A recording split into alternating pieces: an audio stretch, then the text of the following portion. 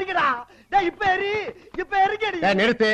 எவனும் தான் எரியலையே, சும்மா எரியன்னு கத்திக்கிட்டு இருக்க. எரிஞ்சுட்டாங்கன்னு வச்சுக்கங்க, என்ன பண்றது? சீமான் கொச்சையா விமர்சனம் பண்ண அரசியல்வாதி தமிழ்நாட்டுல யாருமே கிடையாது. எல்லாரையுமே கொச்சையா விமர்சனம் பண்ணிட்டு தான் இருக்காரு. மறைந்த முதலமைச்சர் ஜெயலலிதால இருந்து கருணாநிதியில இருந்து இப்ப இருக்கிற முதலமைச்சர் மு.க. ஸ்டாலின் வர அவர் விமர்சனம் பண்ணிட்டு தான் இருக்காரு. திடீர்னு அவர் அவர் கருத்தை எப்பவுமே மாத்தி தான் பேசுவாப்ல. திடீர்னு விஜய் என் தம்பினாப்ல, இப்ப அவன் நேரு எதிரி அப்படின்றாப்ல. ஒன்னும் ரோட்டுக்கு அந்த சைடு இல்ல, ரோட்டுக்கு இந்த சைடு இல்ல, நடுவில் அடிபட்டுருவா அப்படின்னு சொல்றாப்ல. ரஜினிகாந்த் பல வருஷம் அரசியலுக்கு வர அரசியல் பூச்சாண்டி தான் காமிச்சிருக்காப்ல. இதுவரை வந்த பாடு கிடையாது.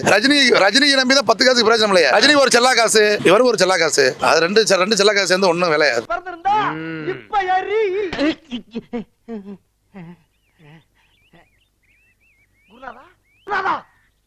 என்ன குருநாதா உங்களுக்கு புது ஐட்டம் அறிஞ்சிருக்காங்க?